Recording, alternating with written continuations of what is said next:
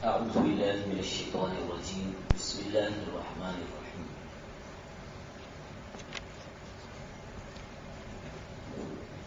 وما أرسلنا من رسول، اور نہیں بھیجا ہم نے کوئی رسول الا لیطاع، مگر اس لیے کہ اس کی اطاعت کی جائے، بإذن اللہ، اللہ کے حکم سے. ولو انہم اذ ظلموا انفسهم، اور اگر بے شک وہ لوگ جنہوں نے ظلم کیا اپنی جانوں پر، جاؤک، آتے تمہارے پاس، فاستغفر اللہ، پس معافی مانگے اللہ تعالی سے، واستغفر لهم الرسول، اور رسول صلی اللہ علیہ وسلم بھی ان کے لیے معافی مانگے، لوجدوا اللہ، البتہ پائے وہ اللہ تعالیٰ کو، تواب الرحیم، توبہ قبول کرنے والا، مہربان.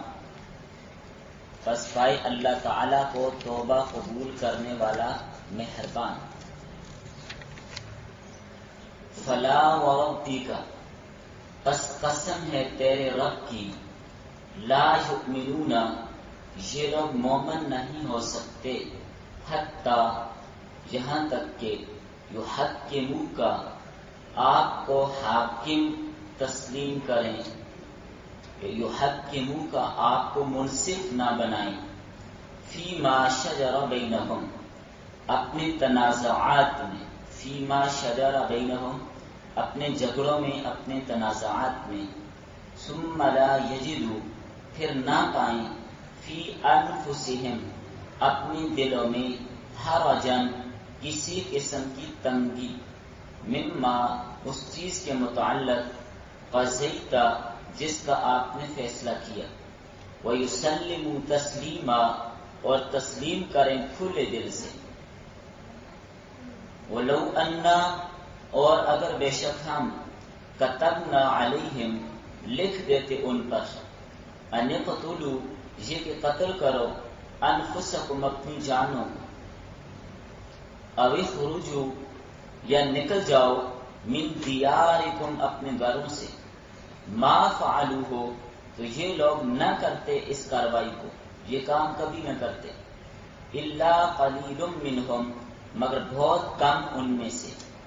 ولو انہم، اور اگر بے شک وہ، فعلوا، کریں، ما یوعظون بہ، اس چیز کو جس کی انہیں نصیحت کی جا رہی ہے، لکان خیر لہم، البتہ ان کے حق میں بہتر ہوگا، واشد تثبیتا، اور ہوگا زیادہ ثابت قدم رکھنے میں، وَإِذًا، اور اس وقت، لآتیناہم، البتہ ہم ان کو دیں گے، من لدنا، اپنے پاس سے، اجرا عظیما، اجر بہت بڑا، وَلَہَدَيْنَاهُمْ، اور البتہ ہم ان کو ہدایت دیں گے، صراطا مستقیما، صراط مستقیم کی.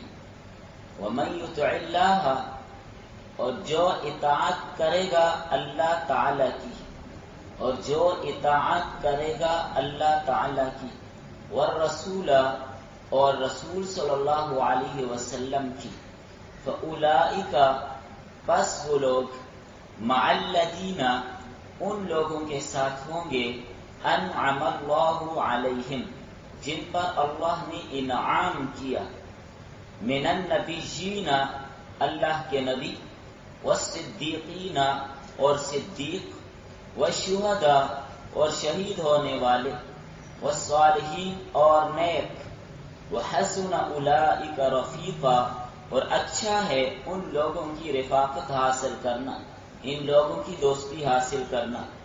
ذالک الفضل من اللہ، یہ اللہ کی طرف سے فضل ہے، یہ اللہ کی طرف سے فضل ہے. وَكَفَى بِهِ عَلِيمًا، اور کافی ہے اللہ تعالی جاننے والا، کافی ہے اللہ تعالی جاننے والا.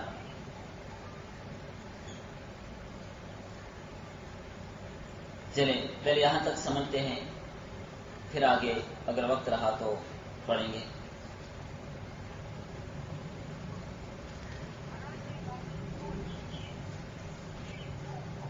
یہاں تک اس سے قبل آپ نے منافقین کے حوالے سے کچھ پڑھا تھا کہ منافقین حضرت عمر رضی اللہ تعالیٰ عنہ کی شکایت پر مقدمہ لے کر نبی صلی اللہ علیہ وسلم کے دربار میں آ پہنچے اور آ کر یہ بات کہی کہ حضرت عمر رضی اللہ تعالیٰ عنہ نے جو بشر کو قتل کیا ہے یہ زیادتی کی ہے، ہمارا مقصد ہی نہیں تھا ایسے ویسے. تو اللہ تعالیٰ نے اس معاملے میں قرآن کریم کی آیات اتاری کہ ان کو چاہیے یہ تھا کہ نبی صلی اللہ علیہ وسلم نے جو فیصلہ کر دیا تھا اس کو یہ تسلیم کر لیتے. فرمایا ہم نے جو نبی بھی بھیجا ہے اس لیے بھیجا ہے کہ اس کی بات مانی جائے، اس کے فیصلوں کو تسلیم کیا جائے، اس کی اطاعت کی جائے. ماں زبانی اقرار کافی نہیں ہے، اطاعت فرض ہے. بِإِذْنِ اللہ کا مطلب اللہ کی توفیق ہے کہ اللہ کی توفیق سے ہی اطاعت کر سکتا ہے. ان کو چاہیے، یہ بات ان کے لیے لازم تھی، ان کو یہ چاہیے تھا کہ جب اپنی جانوں پر انہوں نے ظلم کیا، جب اپنی جانوں پر انہوں نے ظلم کیا یعنی گناہ کیے، تو ان کو چاہیے تھا کیا کرتے؟ معافی مانگ لیتے. ان کو چاہیے تھا معافی مانگ لیتے، توبہ کرتے، استغفار کرتے، آپ صلی اللہ علیہ وسلم کے پاس حاضر ہوتے، اپنے لیے خود بھی معافی مانگتے اور نبی صلی اللہ علیہ وسلم بھی ان کے لیے معافی مانگتے تو اللہ تعالیٰ ان کی توبہ قبول فرماتے. لیکن یہ الٹا قسمیں کھاتے ہیں. مقصد ان کا کیا ہے؟ اپنا نفاق چھپانا. چاہیے تو ان کو یہ تھا کہ اپنے نفاق سے اب توبہ کر لیتے کہ پردہ فاش ہو چکا، خباثت، قباحت، شرارت ظاہر ہو چکی. اب تعویلیں نہ کرتے، آپ کے فیصلے سے انحراف نہ کرتے، اللہ تعالی سے انحراف نہ کرتے، آپ کی بات کو مان لیتے. تو ایسوں کی مغفرت کیسے ہو سکتی ہے کہ جو آپ کے فیصلے کو تسلیم ہی نہ کریں؟ ان المنافقین فی الدرک الاسفل من النار. اسی لیے فرمایا کہ منافقین لوگ جہنم کے سب سے نچلے طبقہ میں ہوں گے. وجہ اس کی یہی ہے کہ بظاہر لبادہ اسلام کا اوڑھ کر یہ بھیڑ کے روپ میں بھیڑیے ہیں، یہ دھوکے باز لوگ ہیں، یہ دھوکے باز لوگ ہیں، دھوکہ دے رہے ہیں. اب سمجھیں بات کو، یہ لڑائی کس بات پہ تھی؟ یہ جو واقعہ پیش ہوا، حضرت عمر رضی اللہ تعالیٰ عنہ نے اس کا کام تمام کیا. بعد میں لکھا کہ زمین کا جھگڑا تھا. بہرحال جو بھی مسئلہ تھا، کسی کی چیز کو ناحق دبانا، اس پر قبضہ کرنا، یہ غصب کرنا سخت ظلم ہے. چاہے وہ زمین کا معاملہ تھا یا کوئی بھی معاملہ تھا. منافق جو گڑبڑ کر رہا تھا اور جھوٹا دعویٰ کر رہا تھا اور فیصلے کے لیے اللہ کے نبی کے پاس جانے کے لیے تیار تک نہیں تھا، طاغوت کے پاس اپنا فیصلہ لے جانا، کعب بن اشرف کے پاس اپنا فیصلہ لے جانا چاہتا تھا. تو بہرحال کسی کا حق غصب کرنا اس کی شرم ذرہ برابر بھی اجازت نہیں. سخت ظلم ہے.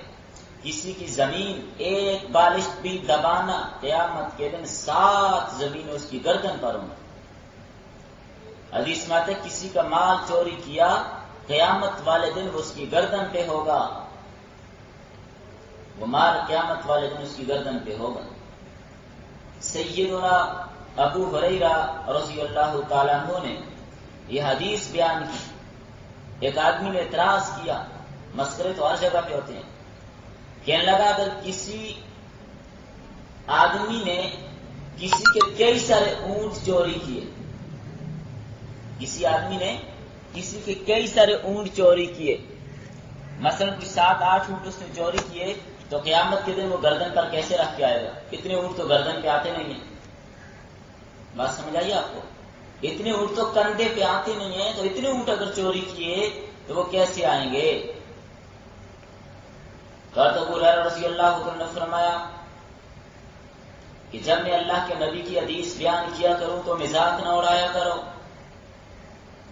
کیا تم نے حدیث نہیں سنی کہ اللہ کے نبی صلی اللہ علیہ وسلم نے یہ بات فرمائی کہ قیامت کے دن بعض مجرم گنہگار ایسے ہوں گے کہ ان مجرموں کا کندھا اتنا بڑا ہوگا، تیز رفتار گھوڑا 3 دن میں بھی ایک کندھے سے دوسرے کندھے تک نہیں پہنچ سکے، اور بیٹھنے کی جگہ اتنی بڑی ہو جائے گی احد پہاڑ جتنی۔ فرمایا اب بتا اونٹ اٹھا لے گا یا نہیں اٹھا لے گا؟ ایک اونٹ آئے گا یا نہیں آئے گا؟ اب بتا کتنے اونٹ آئیں گے اس پر تو ریوڑوں کے ریوڑ اونٹ آ سکتے ہیں، اتنے بڑا کندھا جس کا ہوگا۔ تو یہ بعض لوگوں کی عادت ہوتی ہے مزاق کرنا، بلکہ حدیث میں یہ ہے جس نے کسی کی ایک آرات مسواک کی چوری کی، غصب کی، جہنم میں جائے گا۔ مسواک کیا چیز ہوتی ہے؟ یاد رکھیں، یہ جو سڑکوں کے کناروں پر سرکاری املاک کے درخت ہوتے ہیں، ان سے مسواکیں توڑنا جائز نہیں ہے۔ متعلقہ آفیسر کی اجازت کے ساتھ، اگر وہ مجاز ہے تو توڑ سکتے ہیں، ورنہ مسواک توڑنے کی اجازت بھی نہیں ہے، مسواک بھی نہیں کاٹ سکتے۔ یہ بیچنے والے اللہ جانے کہاں سے کاٹ کے لے آتے ہیں، یہ تو کوئی پوچھتے نہیں ہے، کوئی اجازت نہیں لیتے، اٹھا کے لے آتے ہیں بس۔ اس لیے معاملات میں احتیاط چاہیے۔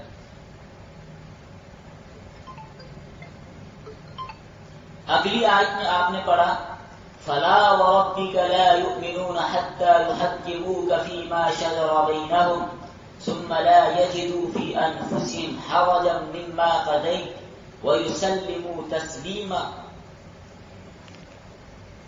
قسم ہے تیرے رب کی، اس وقت تک یہ مومن نہیں ہو سکتے جب تک کہ آپ کو منصف نہ بنائیں اپنے تنازعات میں، پھر نہ پائیں اپنے دلوں میں کسی قسم کی تنگی اس بات پر جو آپ نے فیصلہ کیا، اور اس فیصلے کو کھلے دل کے ساتھ تسلیم کریں۔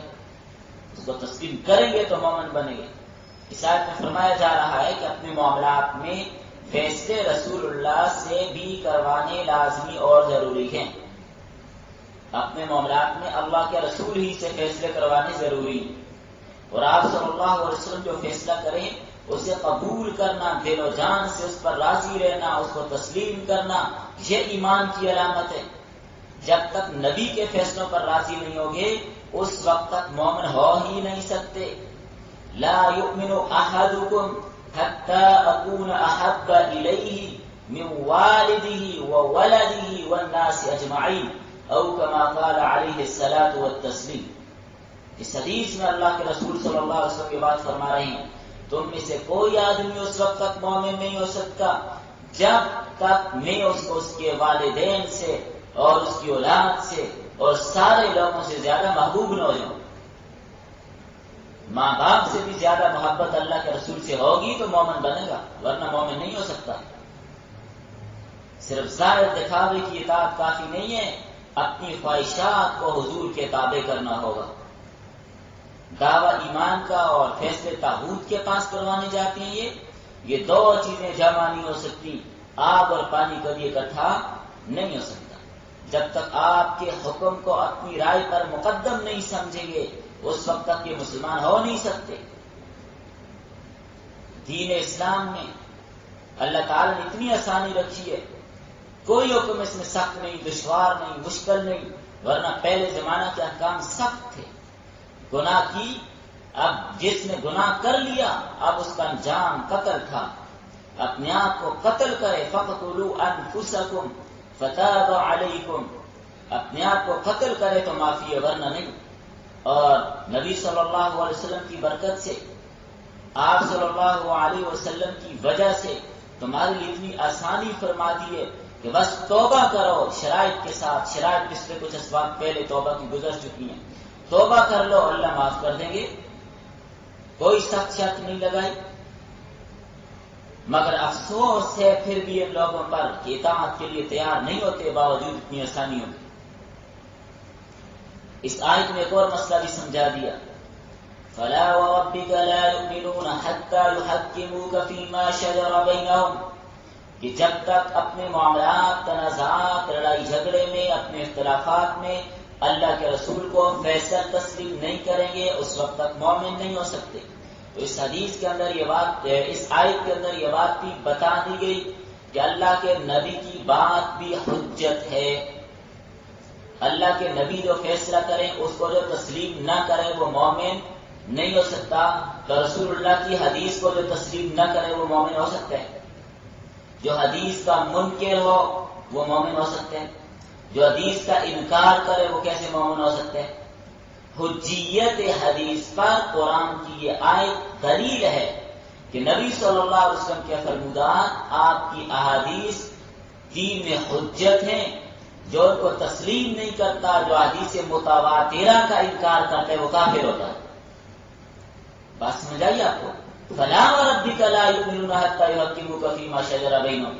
آپ جو فیصلہ کریں اس کو جو تسلیم نہ کریں وہ مومن نہیں ہوتا۔ تو جو آپ کی حدیث میں آپ نے جو فیصلے کیے، آپ نے جو احکامات لوگوں کو حدیث میں بتائے، جو ان کو نہ مانے وہ کیسے مومن ہو سکتے ہیں؟ آج کل مختلف فتنے دن بدن اٹھ رہے ہیں، سر اٹھا رہے ہیں، یہ ٹی وی پہ مختلف قسم کے سکارت جنم دے رہے ہیں جو حقیقت میں منکر حدیث ہیں، اور منکر حدیث کا اسلام کے ساتھ کوئی تعلق نہیں، چاہے وہ پرویزی ہو، جبرالوی ہو، وہ یا اس سید کے ساتھ نسبت رکھنے والی ہوں، جس طرح بھی کسی کے ساتھ بھی کسی منکر حدیث کے ساتھ نسبت رکھنے والے ہوں، منکر حدیث مسلمان نہیں ہوتا، یاد رکھیے۔ کہ کیسے مان دیا جائے کہ ایک آدمی حدیث کو نہیں مانتا اور کیا نہیں میں تو مومن ہو نہیں سکتا؟ حدیث کو مانے بغیر نماز پڑھ کے دکھایا نہیں۔ حدیث میں یہ تو کہا ہے، قرآن میں یہ تو کہا ہے کہ نماز پڑھنی ہے، لیکن اس کا طریقہ حدیث میں بتایا۔ قرآن نے یہ تو کہا ہے کہ زکوٰۃ دینی ہے، کتنی دینی ہے، کتنا سونا ہوگا زکوٰۃ ہوگی، کیسے نکالی جائے گی، کتنی زکوٰۃ ہوگی، نقدی پر کتنی زکوٰۃ ہوگی، کب کب صاحب نصاب ہوگا، کب نہیں ہوگا۔ تو یہ ساری باتیں حدیث میں بتائی۔ کتنے جانوروں پر کتنی زکوٰۃ ہوگی یہ بات حدیث بتا رہی ہے۔ حج کرنا ہے، طواف کیسے کرنا ہے، سعی کیسے کرنی ہے، رمی کیسے کرنی ہے، کتنے دن رمی کرنی ہے، پہلے دن کہاں، دوسرے دن کہاں، تیسرے دن کہاں، عرفات کب جانا، مزدلفہ کب جانا، کب کب ٹھہرنا، کب کب آنا، یہ ساری باتیں کس نے بتائی؟ حدیث نے بتائی۔ اور جو کہتے ہیں میں حدیث کو نہیں مانتا، اس نے تو پورے دین کا بیڑا غرق کر دیا، پورے دین کی امانت کو گرا دیا اس نے۔ تو حدیث کو نہ ماننے والا مسلمان نہیں ہوتا۔ فرمایا اگر آپ المنافقین کو کہتے اپنے آپ کو قتل کر ڈالو یا گھروں سے نکل جاؤ تو جنگ کے سوا کوئی بھی یہ کام نہ کرتا، لیکن ہمارا فضل اور احسان جانو کہ ہم نے تو صرف توبہ کرنے پر معافی کا اعلان کر دیا کہ توبہ کر لو اللہ معاف کر دیں گے۔ لہذا ان کو شکر گزار ہونا چاہیے کہ اللہ نے ایسا سخت حکم نہیں دیا، یہ نہیں کہا جس طرح بنی اسرائیل کو کہا تھا بچڑے کی پوجا کی ہے اب فقتلوا انفسکم، اپنے آپ کو قتل کرو تب بچت ہوگی، نہیں، آپ نے یہ نہیں کہا، سخت حکم نہیں دیا۔ صادق اور پختہ ایمان والا وہی ہے جو راہ خدا سے ہجرت کرے، گھر چھوڑے اور اللہ کی راہ میں اپنے جان دینے سے بھی دریغ نہ کرے، جیسا کہ صحابہ نے کیا ہے، اپنے جان، مال، اولادیں، وطن سب کچھ صحابہ نے دین پر قربان کر دیا۔ یہ ہے صحابہ کی عظمت اور شان۔ وہ ہستیاں ہیں صحابہ جنہوں نے اس دین کو پھیلانے کے لیے، دین کو گھر گھر تک پہنچانے کے لیے کسی چیز کو روک کے نہیں رکھا، سب کچھ لگا دیا۔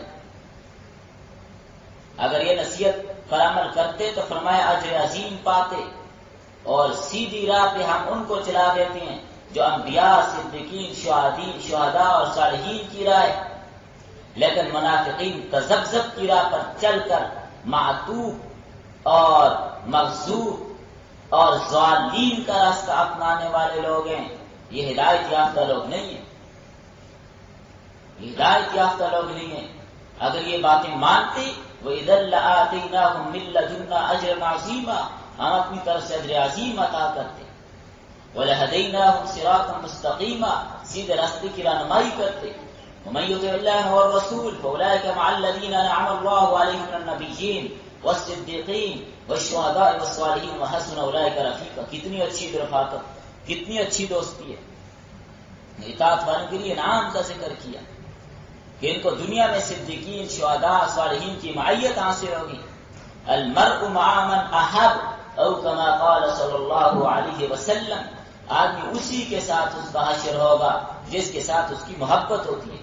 جو صحابہ سے محبت رکھے گا انشاءاللہ قیامت کے دن صحابہ کے ساتھ آئے گا، اور جو کفار سے محبت رکھے گا قیامت کے دن اس کا حشر کفار کے ساتھ ہوگا.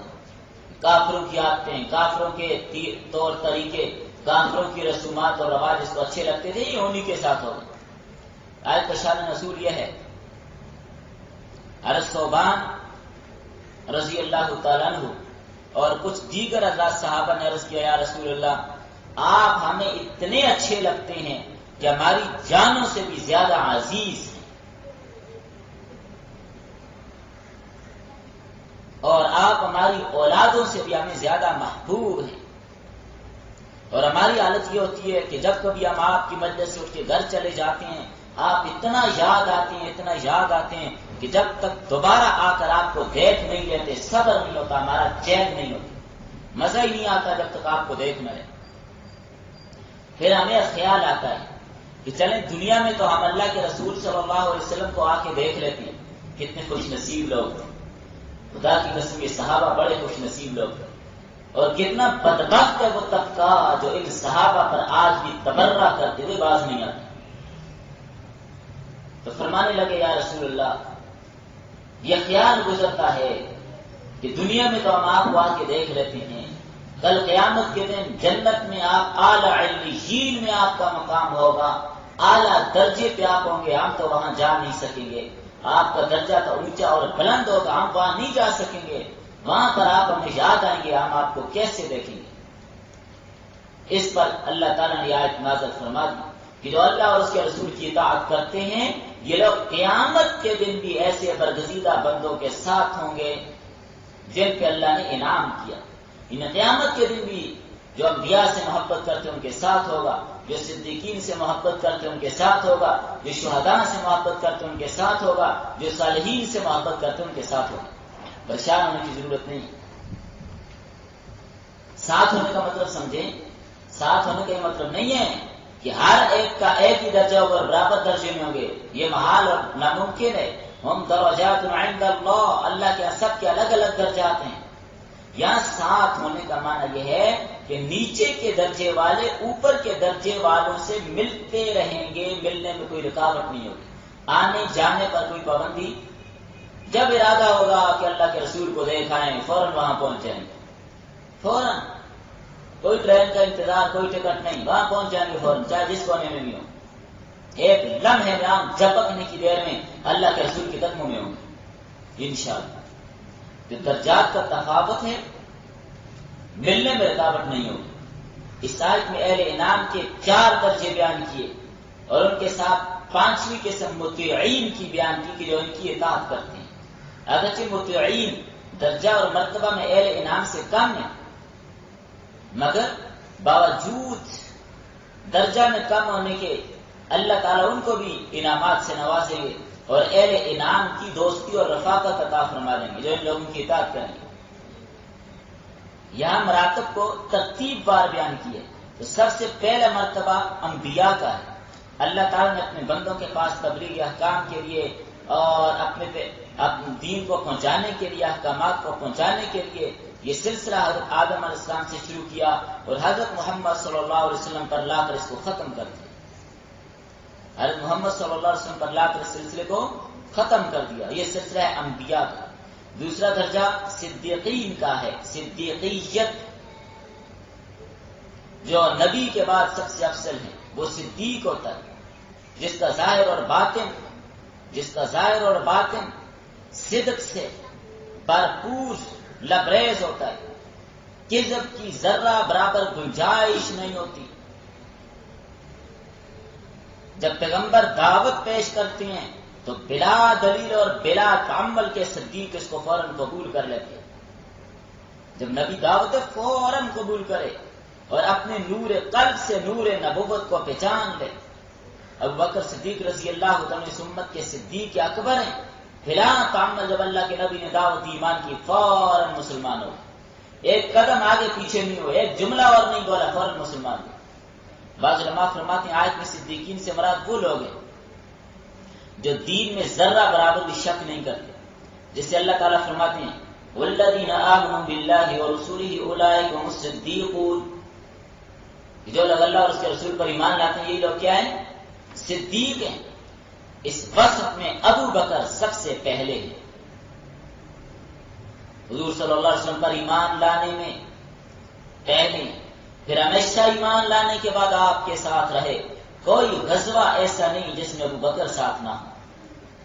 سفر میں ہو، خزر میں ہو، اللہ کے نبی کے ساتھ ہیں ابو بکر۔ جنگ میں اللہ کے نبی کے ساتھ ہیں، خیمے میں اللہ کے نبی کے ساتھ ہیں، غار میں اللہ کے نبی کے ساتھ ہیں۔ وفات کے بعد یقین نہ آئے، آج بھی جا کے دیکھیں ابو بکر اللہ کے نبی کے ساتھ ہیں۔ اور تیسرا درجہ شہادت کا ہے، جو نبی کے حکم پر اپنی جان بھی قربان کر دے، اپنی جان کی بھی کوئی قیمت نہ سمجھے، نبی کا حکم، اللہ کے نبی کے حکم پر قربان۔ حضرت عمر، حضرت عثمان، حضرت علی سب شہداء ہیں۔ اور چوتھا درجہ صالحین کا ہے، یہ وہ لوگ ہیں جو اپنے اعمال، اعتقادات میں صحیح طریقے پر پختہ ہوتے ہیں۔ صالح اور نیک وقت وہ ہوتے ہیں جس کی طبیعت میں نیکی ہو، جس کی طبیعت میں نیکی پیدا ہو، جو اپنے نفس کو قابو میں رکھ سکے اور اپنے نفس اور بدن کا تزکیہ کر چکے، وہ صالحین ہیں۔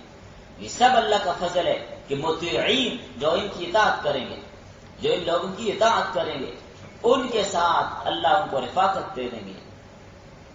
اور اللہ تعالیٰ جانتا ہے کہ انہوں نے ان کی اطاعت کس درجے میں کی ہے، اور یہ اللہ کا فضل ہے کہ استحقاق سے زیادہ عطا کرتا ہے۔ جو مستحق ہے وہ تو ملے گا ہی ملے گا، لیکن اللہ کا فضل یہ ہے کہ اللہ اس سے بھی زیادہ دیں گے۔ اللہ کتنے غفور الرحیم ہے۔ استفراء ذلك الفضل من اللہ وکفى باللہ علیما، یہ اللہ کا فضل ہے، وکفى باللہ علیما، اور کافی ہے اللہ تعالی جاننے والا کہ وہ مزید بھی دے گا۔ یہ نہیں کہ جتنا حق بنتا اتنا ہی، نہیں، مزید بھی دے گا، تو مزید دینا یہ اللہ کا فضل ہے۔ یا ایھا الذین آمنوا، آگے آیات میں دیکھیے، یا ایھا الذین، اے وہ لوگو، آمنوا جو ایمان لائے ہو، خذوا حذرکم، لے لو اپنے بچاؤ کا سامان، لے لو اپنے بچاؤ کا سامان، فانفروا، بس کوچ کرو، ثباتن، گرو در گرو، اب انفروا، یا کوچ کرو، جميعا اکٹھے، وَإِنَّ مِنْكُمْ، اور بے شک تم میں سے کچھ، لمن وہ ہیں، لَيُبَطِّئَنَّ، البتہ جو تاخیر کرتے ہیں، وَإِنْ أَصَابَتْكُمْ، بس اگر پہنچے تمہیں کوئی مصیبت پہنچے، مصیبت ان کوئی مصیبت پہنچے، قَالَ کہتے ہیں قَدْ أَنَعَمَ اللَّهُ عَلَيَّ، تحقیق اللہ نے مجھ پر انعام کیا، إِذْ لَمْ أَكُنْ مَعَهُمْ، جبکہ نہیں تھا ان کے ساتھ، شہیداً، حاضر، وَلَئِنْ أَصَابَكُمْ، اگر پہنچتا ہے تمہیں کوئی فضل من اللہ کی طرف سے کوئی فضل، یعنی مال غنیمت مل جاتی ہے، تو منافق کہتے کاش ہم بھی شریک ہوتے، ہمیں بھی تو مال غنیمت مل جاتی، یعنی منافقوں کا رویہ بیان کیا یہاں۔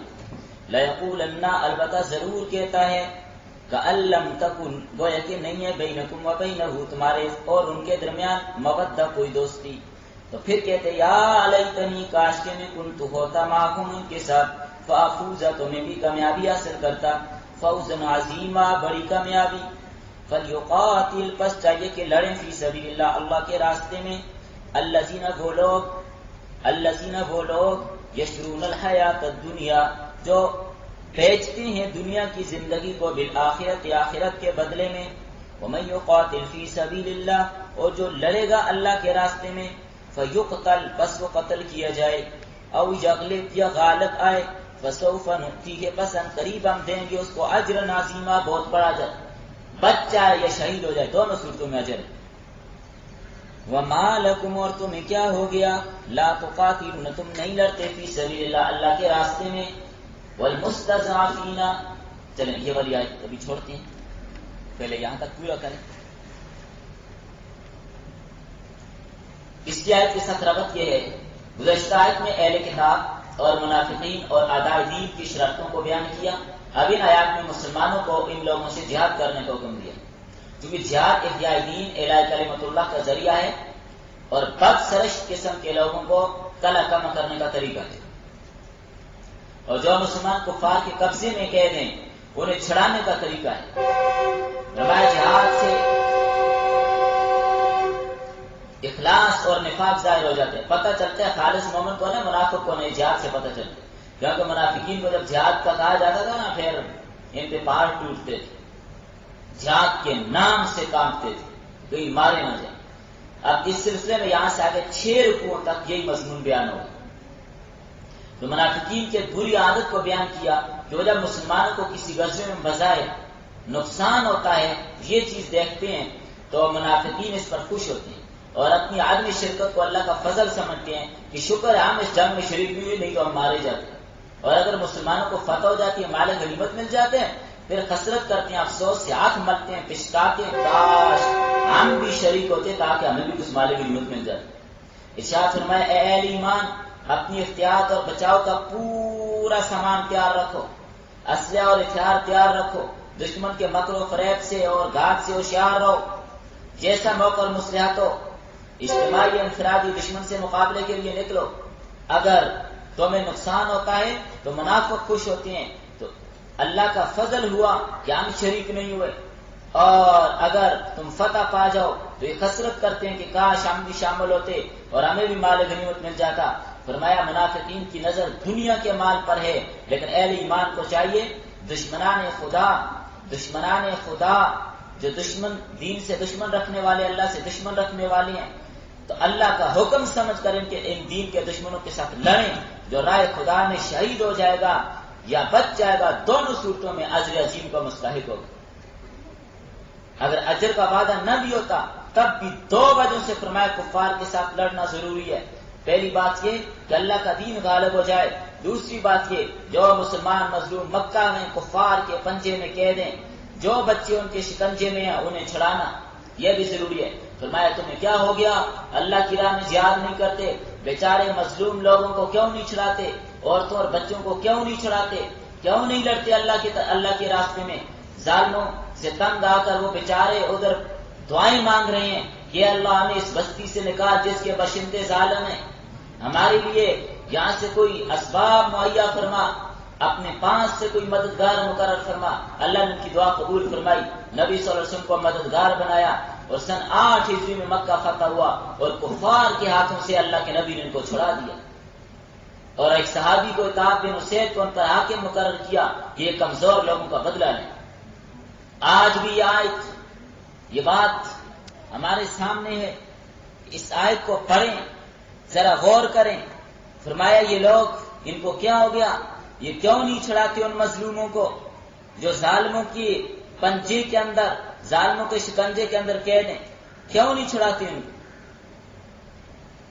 اس لیے فرمایا وما لکم، تمہیں کیا ہو گیا، لا تقاتلون، تم نہیں لڑتے، فی سبیل اللہ، اللہ کے راستے میں، والمستضعفین، اور کمزور، من الرجال، مردوں کی حمایت میں، والنساء، عورتوں کی حمایت میں، والولدان، اور بچوں کی خاطر، الذین، جو یقولون، کہتے ہیں، ربنا، اے ہماری رب، اخرجنا، نکال ہمیں، من هذه القرية الظالم اهلها، اس بستی سے، اس کے رہنے والے بڑے ظالم لوگ، وجعل لنا من لدنا ولیا، اور بنا دے ہمارے لیے اپنی طرف سے کوئی حمایتی، وجعل لنا، اور بنا ہمارے لیے من لدن کا نصیرا، اپنی طرف سے کوئی مدد کرنے والا، اپنی طرف سے کوئی مدد کرنے والا ہمارے لیے کوئی پیدا فرمائے. اس بات کی طرف اس آیت میں اشارہ کیا کہ مکہ کے اندر یہ لوگ دعائیں کر رہے تھے جو کافروں کے شکنجے میں تھے.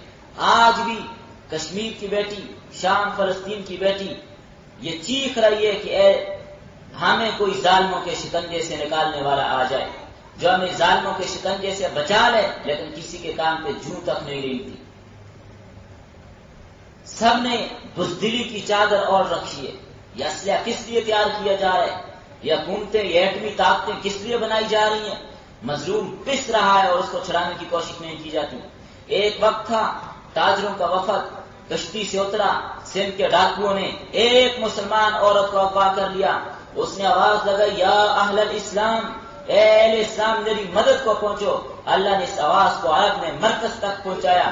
حجاج بن یوسف، اگرچہ دنیا اس کو ظالم انسان کہتی ہے، لیکن اس نے اپنے 17 سال کے جوان بھتیجے کو 6000 کا لشکر دے کر سندھ بھیجا کہ جا کر ان ڈاکوؤں کے ساتھ اس وقت تک چین سے نہ بیٹھنا جب تک اس عورت کو رہا نہ کرا دیا جائے. اس لیے آج بھی فقہاء نے مسئلہ لکھا ہے اگر کوئی مسلمان عورت مشرق کے آخری کونے میں کفار کے قبضے میں ہو تو مغرب والوں پر یہ بات فرض ہے کہ اس عورت کو چھڑائیں. آج عافیہ صدیقی کو نظر نہیں آتی؟ یہ باقی خواتین کشمیر، شام، فلسطین، برما، یہ عورتیں کو نظر نہیں آتی؟ بس اپنی حکومتوں اور اقتدار کے نشے میں مست ہو چکے ہیں، کسی کی کوئی پرواہ، کوئی فکر نہیں۔ فرمایا یہ لوگ ایمان لاتے، وہ اللہ کی راہ میں لڑتے ہیں، اور کفار شیطان اور طاغوت کے لیے لڑتے ہیں۔ فرمایا تم شیطان کے دوستوں سے لڑو، ان کا دھاؤ، ان کی تدبیر، ان کا مکر کمزور ہے، یہ خدا کے دوستوں کا مقابلہ کبھی بھی نہیں کر سکتے۔